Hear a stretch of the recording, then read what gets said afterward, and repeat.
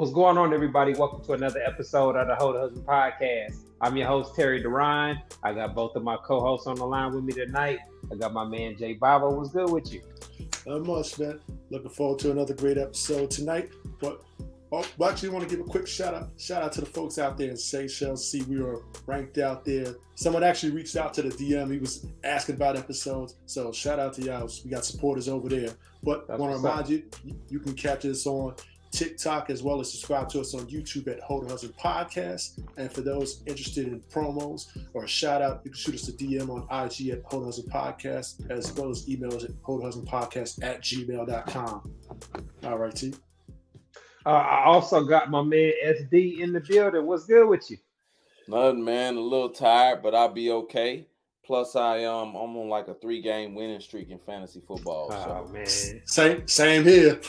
Yeah, man, I'm all right this week. So let's see how this goes.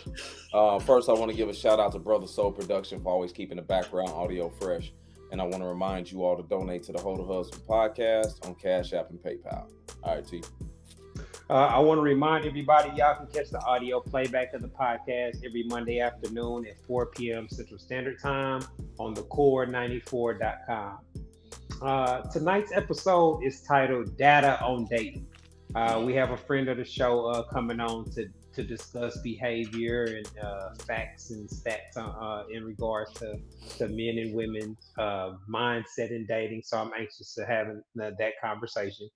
But y'all know how we do around here, man. We like to discuss stuff that we've seen on trending or on our timelines. One of I saw a screenshot that I thought would lead us to some good conversation, and it was about myths guys have about pleasing women in the bedroom.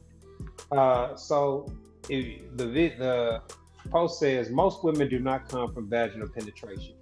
All of those theatrics are for the male ego. She's screaming and moaning because she's trying to get you to come. She's running from the head because it hurt. Her legs shaking because you had them in the air for 27 minutes, and now she ain't got no circulation in her feet and knees. That's why the moment y'all got into it, she told you that the dick was trash, because it was. Ain't nobody just out here lying on you, boy. They lying to you. Damn. She don't need no feeling. She don't need no feeling in her feet. I'm gonna suck her toes anyway. She don't need no feeling in her feet. Oh man, now I always used to think about that. Like me personally, I am really into pleasing women. So if I'm having sex with a woman or doing something and I sense that she's not enjoying it, that turns me off. So I don't see, I don't see how like rough sex and getting to the violent aspect, that's not my turn on. But I often hear guys talk about things like that, a woman running from it or a woman, backing up and all that.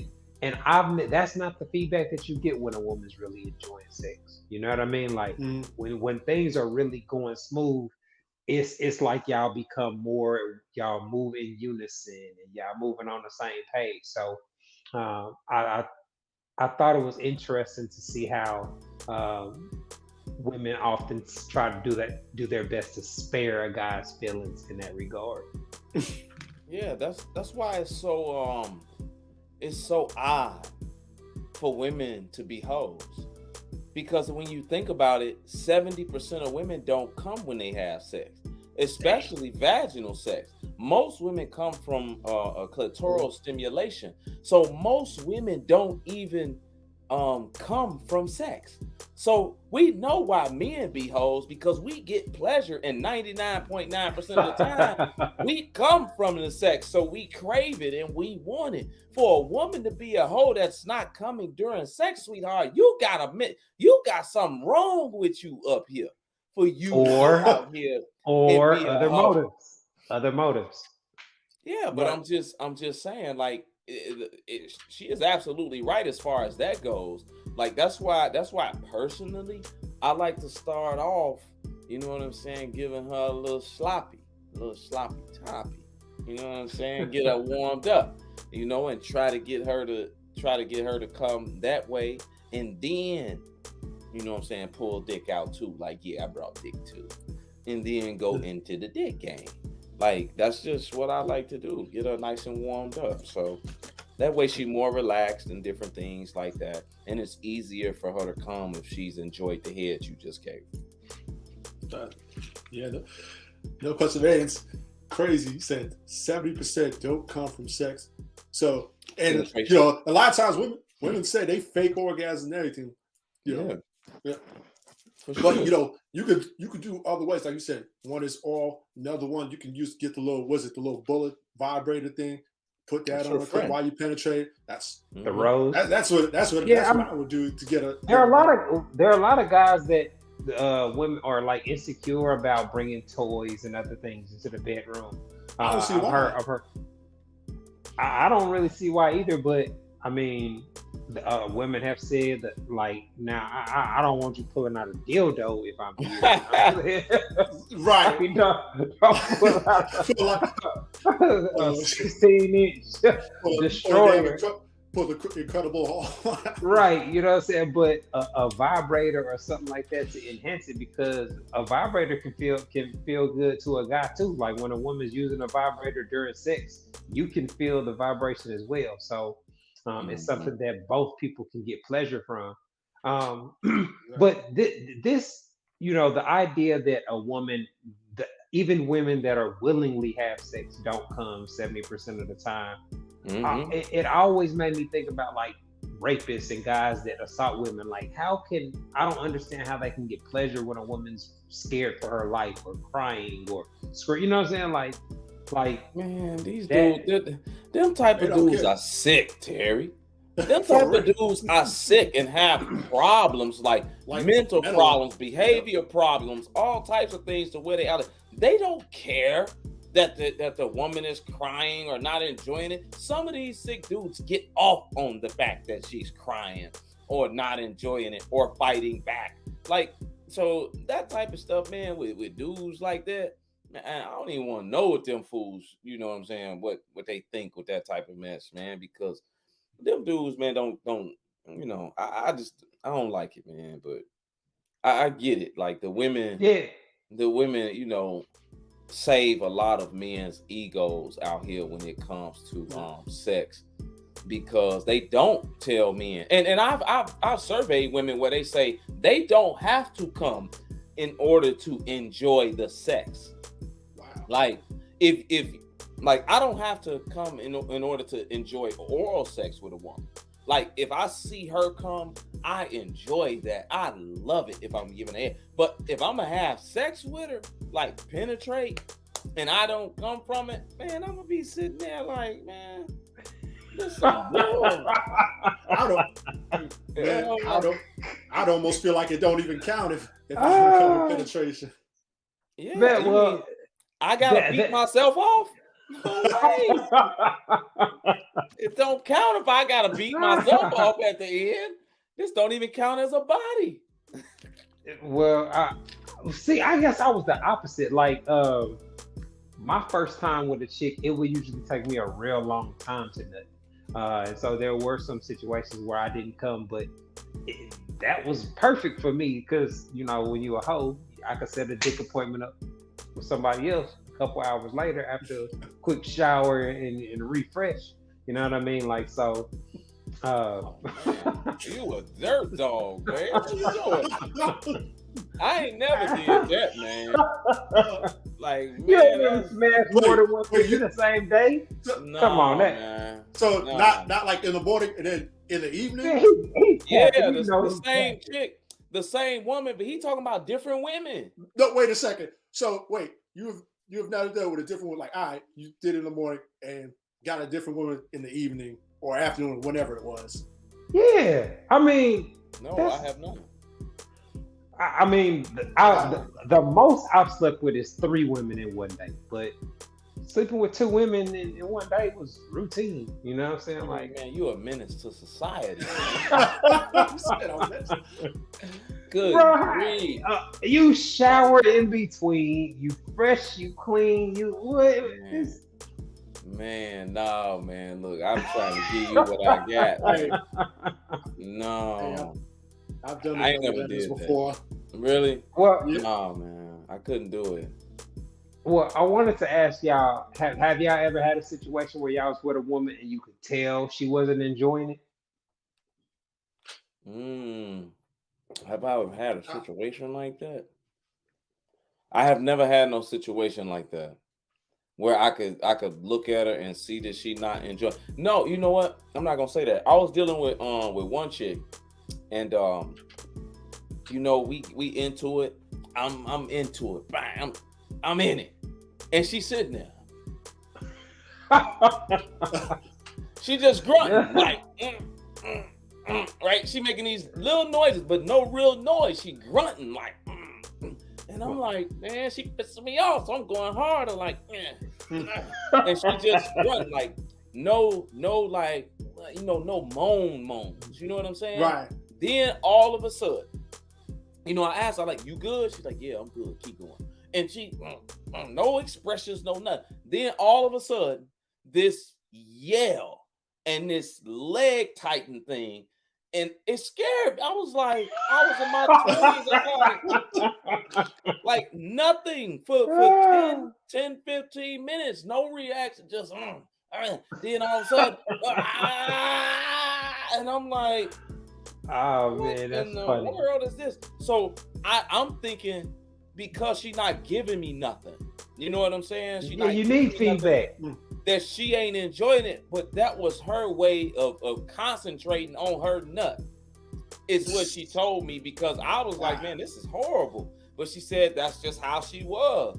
So she just didn't like to be expressive like that. But when she got her nut, you knew it. And it was almost, it caught me off guard so much, that it scared me like the first time. I was like, yo, what did I just do? Because I never experienced nothing like that. So yeah, I've been with a woman like that before. And it don't stroke your ego as a man at all. At all. All right, man. Let's keep things rolling, man. This next video that we got is a friend of the show, Anita, where she's talking about how a lot of women react to being held accountable during therapy. Let's take a listen. In the last 9 months or so of me being in my private practice, I have myself experienced many women, whether they came in as a couple or they came by themselves, they very abruptly discontinued their therapy. And I started to reflect and really think, what was going on here? And I noticed that after I had to confront them about something, I had to bring to their attention something they were doing that wasn't contributing to the health of the relationship, they became very defensive and very, just very harsh, and they stopped coming.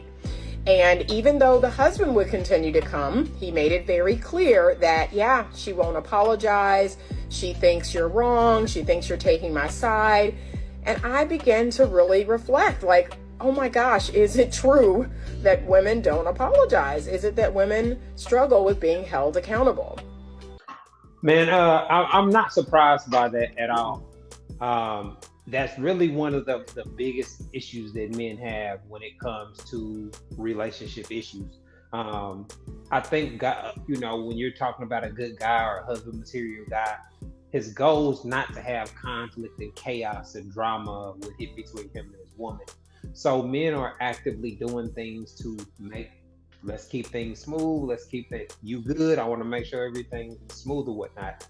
But when you have to confront a woman about something she's doing that's problematic, that's when the energy is drastically different, because women have absolutely no problem criticizing or correcting a man. And they can say it. I mean, a lot of them don't have no filter on how they do it. But whenever a man is correcting a woman, it's your tone, it's the way you said it, it's your word choice. It's what I'm saying. There's always some kind of movement of the goalpost to avoid addressing the real issue. Yeah, you know what? I had Anita on my live on 2 days ago, and she told me that a lot of the wives and girlfriends make their husbands stop going to therapy because their husbands are starting to see things wrong in they wives, that they wives are like starting to hold their wives too accountable. So the wives get upset and withhold things from the husbands and tell them to stop going to therapy. And this just speaks to the point of what we've been knew.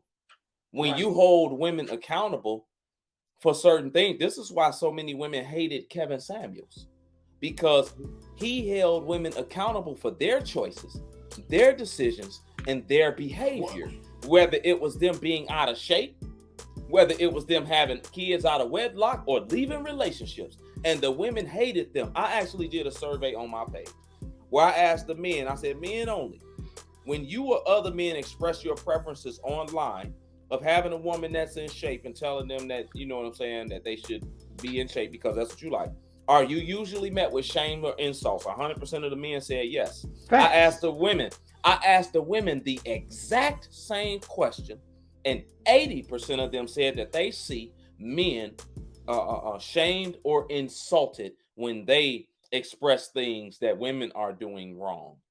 This is women saying it. So this is the vast majority of people, men and women, understanding this. And Anita even told me after she made that video that we just played that she got so much hate mail from the women in her DMs, and under her post, all because she talked about women that's not even them winning therapy. Imagine that. They mad about her talking about other women not wanting to be held accountable. What does that tell you? It's accountability. Man, is like kryptonite, man. It is.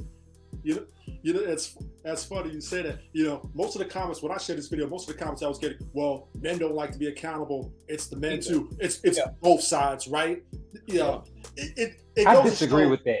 Yeah, you know what? It really goes to show how tone deaf a lot of these women are when it comes to accountability here. See, like when you said Kevin saying, like when Kevin said women weren't used to men just being so, a man being so direct to them. Now, when they go to Anita, they're expecting her to uphold, you know, this little goofy sister code. Yeah. So they're not used to a woman saying, hey, no, this is what you're doing wrong. You know, they obviously a lot of them feel like they're beyond reproach here. Yeah, I mean, I've seen that a lot in my couple sessions as well.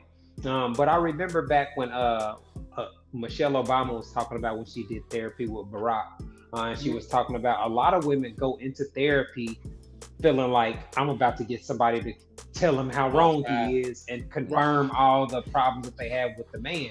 And a lot of times the man is not the problem. You know what I mean?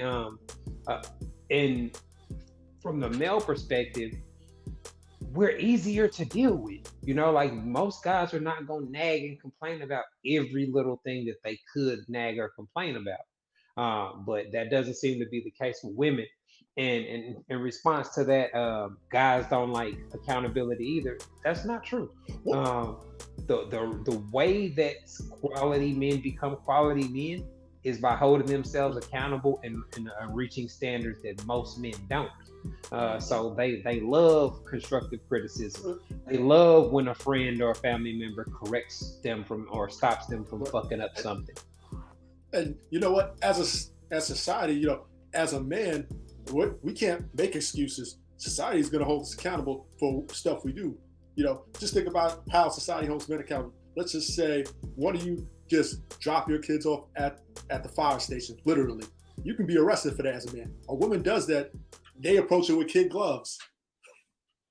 Yeah, see, and another thing Terry just said, like in order for a man to be a quality man, he has to hold himself accountable for a lot of different things and be able to step back and see that and make adjustments to himself in order to be able to be a quality man to attract quality women. And women, I mean, in any way, shape, or form, that's a difference. All women think that they quality women because, I mean, it's the truth. Because they can still attract and get dick. Sex. Men that aren't quality men, they ain't getting a lot of sex from women like that because they don't lead their own lives correctly, or they big and out of shape or whatever the case, they not really getting a whole lot of women like that. They ain't really getting that attention that type of way. They not putting in the work. They ain't putting in the work to be that guy. But see, women don't have to put in work to be that quality woman in order to get sex from men. And that's where the warp of the mind goes, because the sexual attention is always there for women. So therefore, all of them think that they are a top-notch quality woman, regardless of how they look, regardless of how they behave, and regardless of how they think. So it's a disconnect there. So do some men have a problem with accountability? Of course. Yeah. But y'all don't like them men. But we Y'all criticize them too. Exactly. Like. Yeah. We criticize. We call them out. Yeah. Yeah, they make the men they like. You don't want to take care of your kids, you's a loser. Exactly. You know what I'm saying? Like you don't feel accountable for not taking care of your kids. You are a loser to quality men and grown men. You know what I mean? But when it's women and different things that they do wrong, even though they all claim to be quality women, they still support each other through nonsense. That they still do. SD, that's the problem right there. What you just said right there. Here's the problem. I think if we're really going to progress and move forward, I think it's got to be the women calling out the other women and holding the women accountable, as opposed to us. You already know how that goes. You already know. We already know the frame, the term. And you know what? Just, so you said another friend of the show, Daphne, Queen of Accountability. I mean, think about how much hate she gets and how many times her page has been flagged for holding women accountable. She does God's work, man. I really appreciate her. Absolutely. For the people that she actually helped and actually, I saw a woman who had a dude was about to get a dude fired by lying on him. I saw that. Sexual harassment. So I know when we had her on the podcast, she got some connections and investigative skills that she uses for good service. She does her homework, I'll tell you that much. Yeah, boy, you better come correct when you get to I figured you was gonna say that. Yeah, light you up quick. But that's what we need, man, because a lot of times, man, they get tone deaf to men saying it. They try to discredit you in any type of way, be it you're not married, where your woman at? Oh, and if you are married, don't nobody listen to you. You ain't this. Yeah, I was gonna say. I see somebody else share it in another post, and somebody put the comment, well, maybe she's just not a good therapist. I'm like, you don't know this woman's credentials. I was like, she's been a therapist for years, and she has her own platform. How do you know that? I mean, just any excuse to dodge the accountability. But all guys have experienced that firsthand, though. You know what I mean? Like you're in the middle of an argument. She just spent 5 minutes going off on you with a whole bunch of assumptions and inaccuracies and lies. And once you finally get them 30, 40 seconds to talk, you got to try to correct the misinformation that she said about you, that she's using to fuel her behavior and all this. So it's a very complex situation that a lot of guys just are not equipped for. And that's why they stop trying. You know what I'm saying? Listen to me. Nothing is more frustrating and upsetting of the peace than being lied on or accused of doing something that a woman's sometimes women will make up scenarios or make up things in their head and then say something. You be like, where in the world has come from? What are you talking about? And then when you break it down and say, nope, this never happened, that never happened, a lot of times there's still no apology that comes by. To say, okay, I was wrong for wrecking the peace or calling you a liar or assuming this. It don't be none of that. You got to go through hell and high water. And like Terry said, a lot of men just say, put their hands up and say, you know what? This is just not worth the hassle. SD, you know what they say their way of apologizing is just bending over, spreading them cheeks wide open.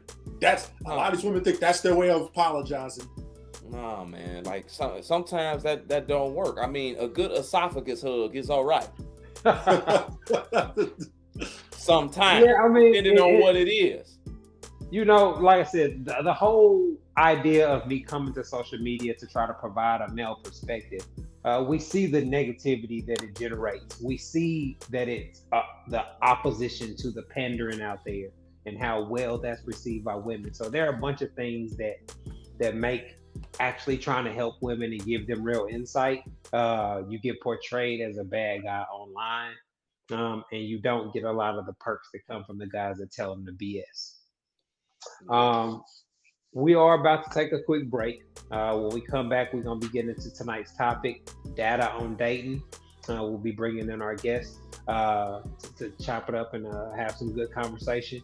You guys are tuned into the Hold a Husband podcast. We'll be back in a minute.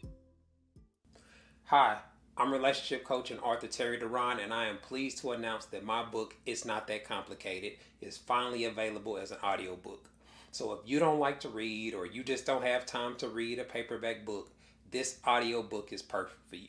You can listen to it while you're in your car, while you're at work, etc. In the book, I break down how husband material men think and operate in regards to sex, love, and relationships, and I provide real quality insight on how husband material men approach dating. The audiobook is available on audible.com and on iTunes. All you have to do is go to one of the websites and search for my name, Terry Duran. Go download your copy today. What's going on, everybody? Welcome back to the Hold a Husband podcast. We got our special guest on for the night. We got my man Q in the building. What's good, bro? What's going on with you, brother? How y'all doing? Man, we're doing all right, man. Seeing you light up these timelines, dropping knowledge. Congrats on all the success, man. Was anxious to get you back on the podcast. You know, we always enjoy our conversations. But before we get started, man, can you let everybody know a little bit about you, your background, etc., so they can see where you're coming from? Yeah. So most people know me now as the Q pill. I'm a behavioral scientist, independent researcher, certified relationship coach, independent book author. Had the #1 best new coming book on Amazon, The Q Pill, An Overdose of Reality, The Remedy for a Cold World. And I just talk about human behavior, human mating, the gender differences between men and women when it comes to attraction, sexual behavior. And I try to help women and men understand from a biological perspective of how we can be in relationships without trying to change the other to where men are acting like women and women are acting like men. I think we should use our biological differences as our strengths in relationships because they complement each other so well. So that's typically what I preach. So I'm a realist. I try to preach objectivity, understanding the science behind human behavior, educating people on the science of human behavior, accountability, holding yourself accountable for the decisions that you make in life and relationships, introspection. So knowing your strengths and weaknesses as an individual and how you can better improve yourself, metacognition, understanding the way that you think, and stoicism, just being, hardy, thicker skin to information that you don't like, especially when it comes to dating and socio-political topics and things of that nature. That's what's up, man. We talk all the time about how men are forced to study women and pay attention to women. Otherwise, you're just gonna struggle dating them and obtaining sex or whatnot. You obviously are exponentially more versed than the average guy. How'd you go down the rabbit hole of analyzing behavior or getting into the field that you're in? Initially, it started off with personal experience. So I have a lot of dating experience. I've been around women my whole life. I mean, I sucked my first titty in 6th grade. So I've been around women, my whole life. I learned early, how women like and how women operate and what they like. And then, as I got a little older, around age 19 or 20, my first love broke my heart. And what I wanted to know was why do women say they like a certain thing in a guy or say they want a certain thing in a guy? It's like, I want a guy who's sensitive. I want a guy who's caring. I want a guy who does X, Y, Z. And it's all these feminine qualities, but they actually always end up with what they call the asshole or the jerk. I was like, why is there a disconnect there? What's going on to where they say they want one thing, which sounds good on the surface, and that's what men try to emulate. We become these R&B singers, these early 2000s R&B singers, Agnes, Genuine, trying to apologize and we're not wrong, doing all this kind of stuff. That's what they say they Keith want because that's Sweat. what they see on TV. Right, Keith Sweat. But then in reality, they end up with the hardy dudes. They end up with the thugs. They end up with the drug dealers. They end up with the bad boys, the bikers, the tatted up guys. So where's the disconnect? And then I just started learning women are innately attracted to cues of masculinity. They are innately attracted to cues that signal that you can fight. They can be protected, and those things correlate with your ability to be able to provide. Because as we know, men who dominate corporate world are masculine men. They're disagreeable. They're sexist, so they see women as inferior. And essentially, what you learn is that women like feeling like women. Women like men who act like men, act and behave like men, aggressive, assertive, dominant, disagreeable. Is not afraid to put her in her place, not afraid to tell her what to do. And then these things are backed up by all the research. So all the research in terms of evolutionary psychology, you see that these are the traits that women actually select for in men, and it's subconscious. It's just hardwired in their brain. Yeah, they just don't like to admit it in public because, especially on social media. And this here, I was never, studied real behaviors like through a school or anything like that. Mine was like you, a lot of your stuff. It was all off experience and just watching women and understanding women and dating women, seeing my guys and all this here. They just want to appear like they're tough and all of this here stuff. Like this is not really what they like. Like now the thing is that everybody want a guy like Russell, right? All of these here, and I put this post up. I have put this post up where they all claim they swear they want to Russell. But then when they go and post up the spiritual word or the shade room, they post up a post saying, hey, which celebrity would you want to spend a night with? Which celebrity would you want to get married or have sex with? Not a single one of them name a Russell. But guess who's there? Future. Drake, Chris Brown, all of these here dudes that we know are bad boys or were hoes or are hoes out here. Not the good guys that claim to want to like and love. So that right there should tell a man that's paying attention that this type of dude is only popular on social media. He ain't clapping no cheeks. Not until she overweight, old, out of shape, got a bunch of kids or something like that. Then, and only then, do she want to Russell when she done hit the wall. So Q is exactly right with what he's saying about them saying one thing, but then doing another or being attracted to another. So and I say the social psychology behind that is women just want to appear good. So they say what they think makes them a good person. They think what sounds good to everybody else. They say, oh, I want a guy that's like this because they don't want you to know that the way they really are is they want that rough, tough type dude that is stigmatized as the bad boy. They don't want you to really know that they're attracted to that. They want to appear angelic to the public. You know why? Hold on. You know why? Ahead, this is what I just thought about it. Because they don't want to be held accountable for it if it go bad.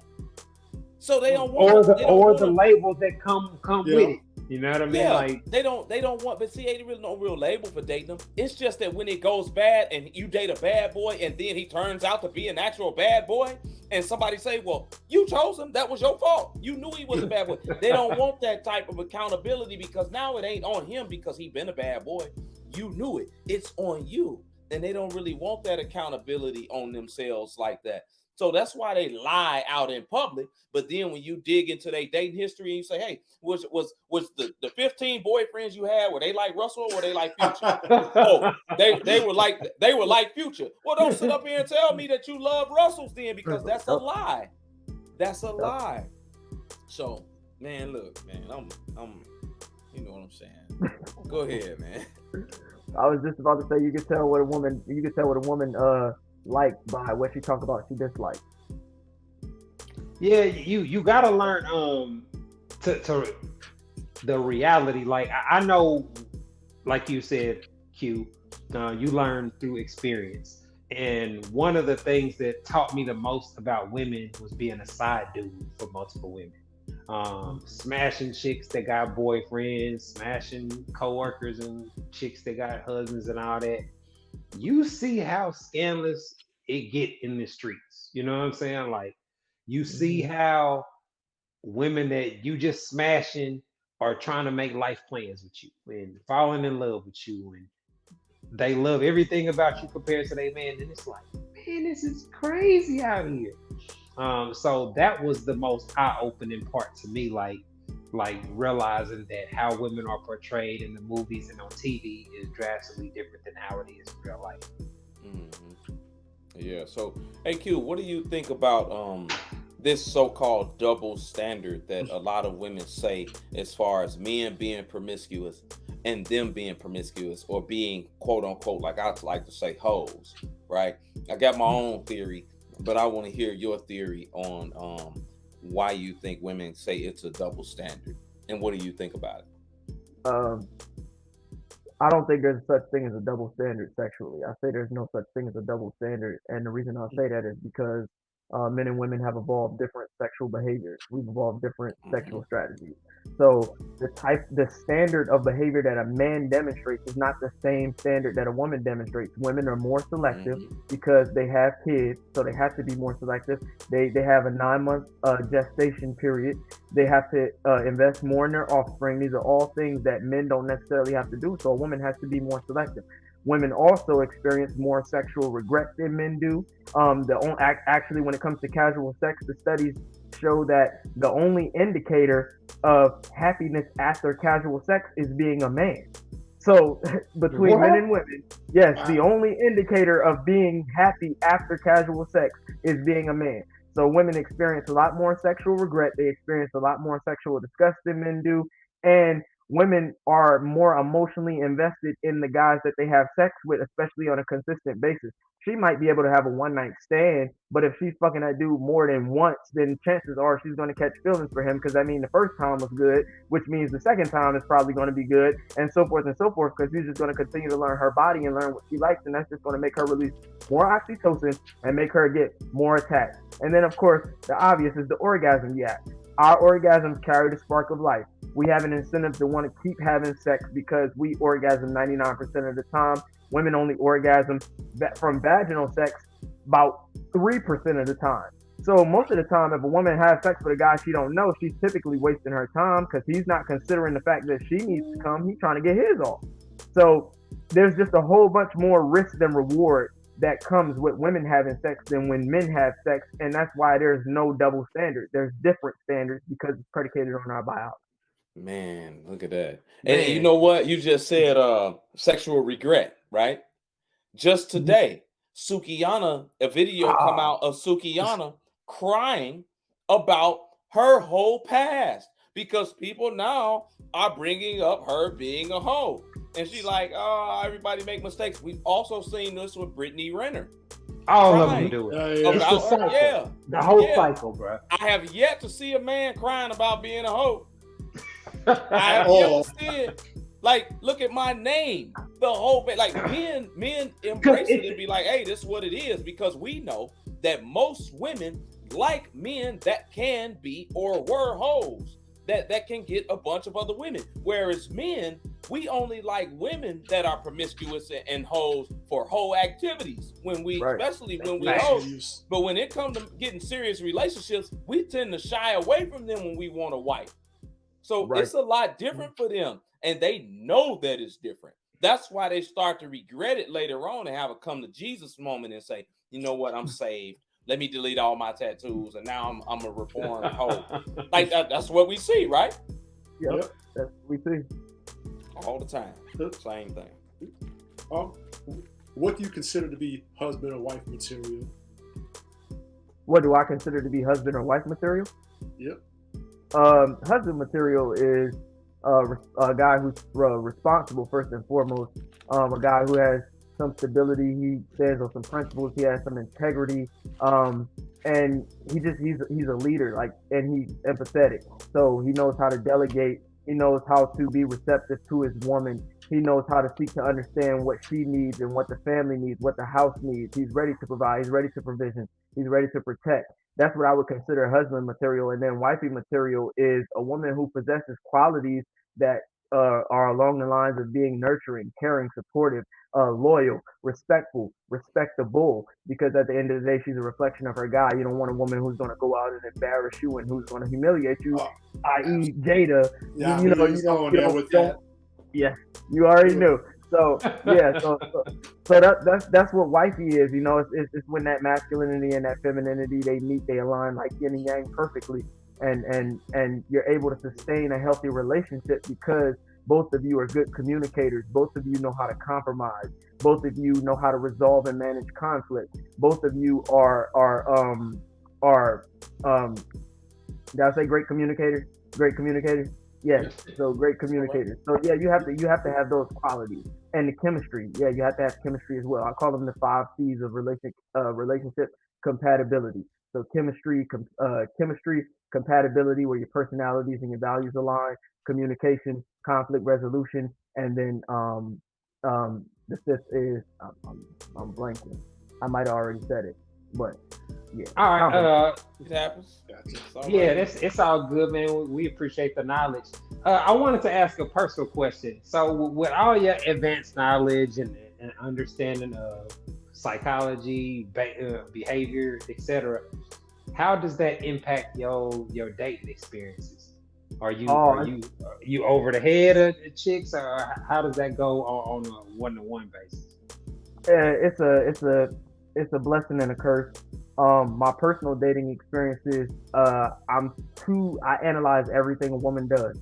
So like I analyze everything a woman does. I know when she's lying. I know when she's attracted to somebody else. I read too much into things, and I'm rarely actually ever wrong.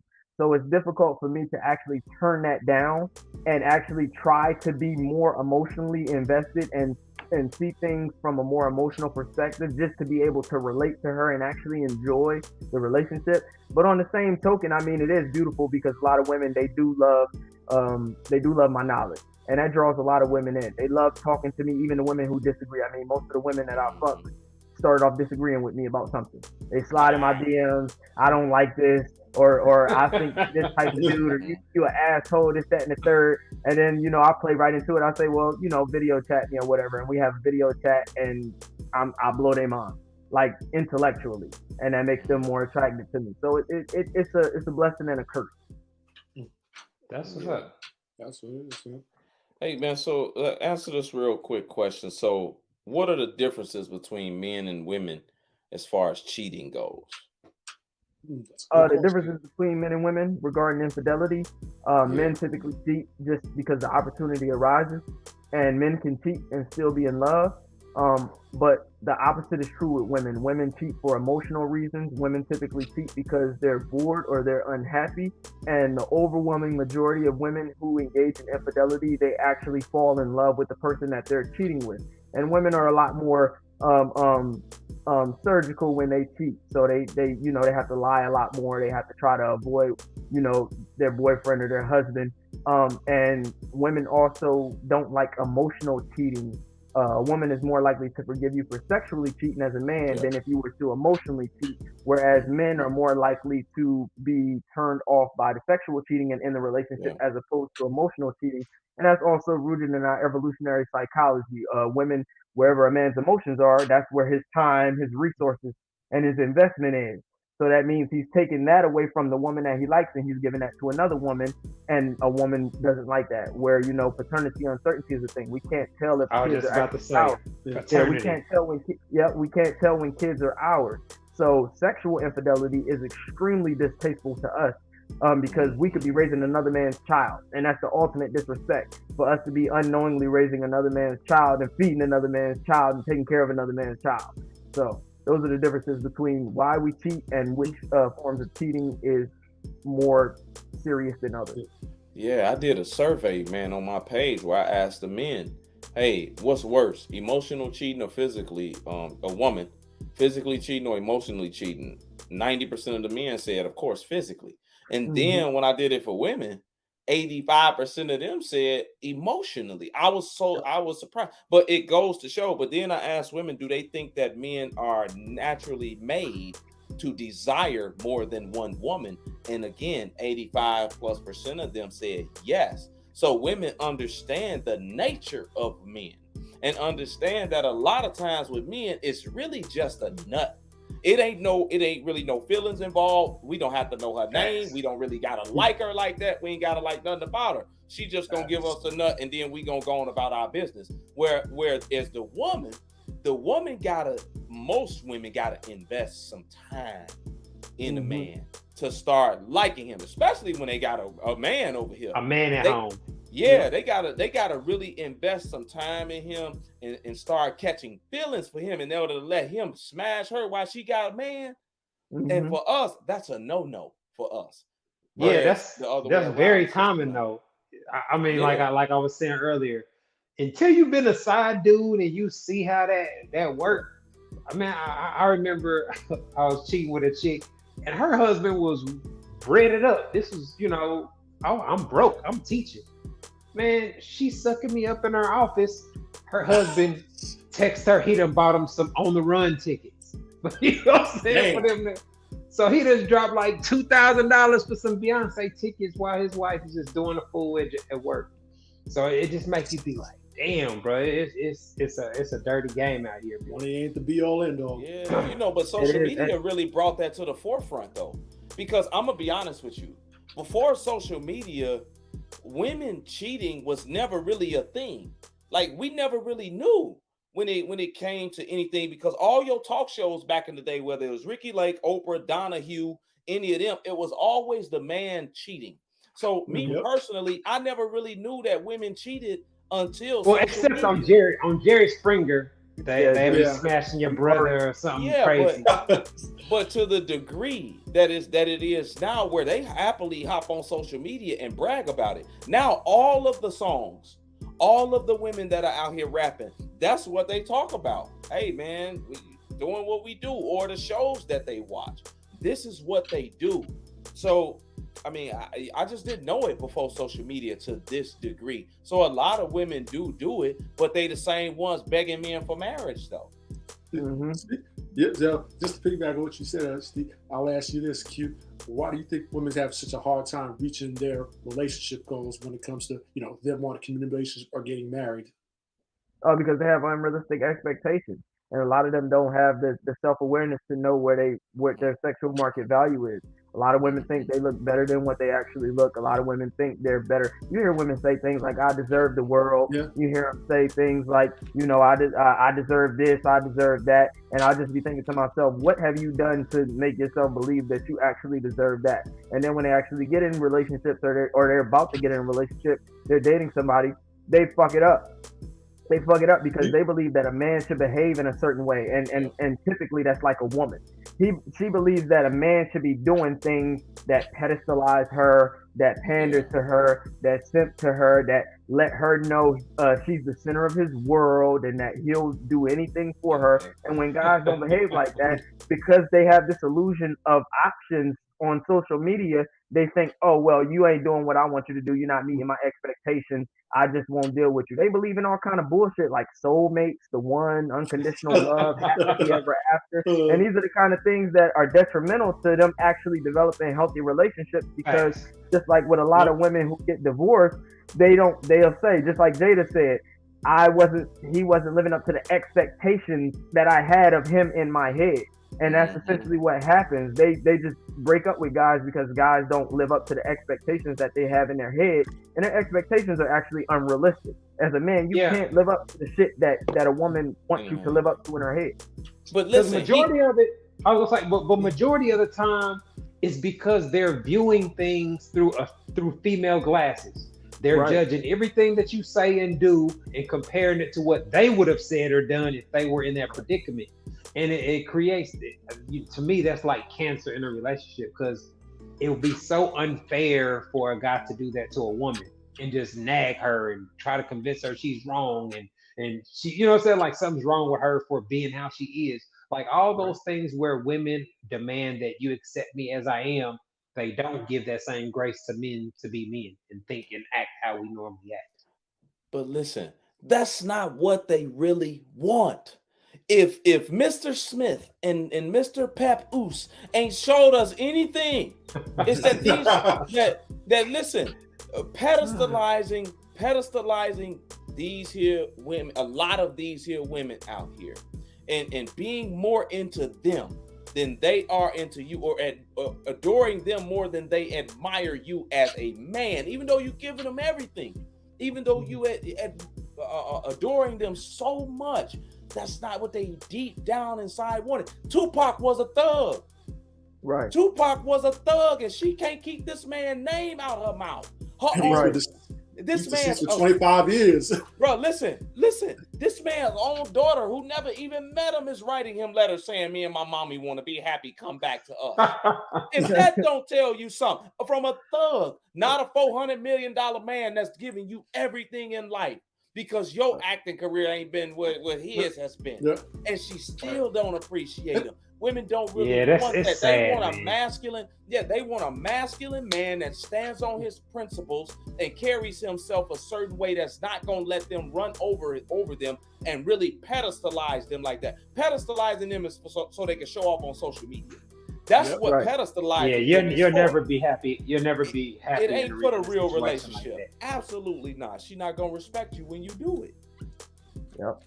That's right. Yeah, that's why it's so frustrating to see all these panders blow up online or whatnot. Shout out to guys like SD, Q, J, that try to provide real context to how things actually are. But we see how women en masse respond to the content. We know why Spiritual Word and Shade Room repost certain people, because they know that's what women want to hear, even though a lot of that content doesn't help them in any way whatsoever. Man, this whole interview flew by pretty quick, man. We're gonna have to get you back on the show, man. Before we get up out of here, though, man, I want you to let the viewers know how they can catch your content, where they can find you, and all that. Y'all can follow me on Instagram at the Q Pill. My YouTube channel is also the Q Pill. My TikTok is ODQ Pill. My Facebook is just Jaquan Davis. That's my name. And my Twitter is Q_Pill.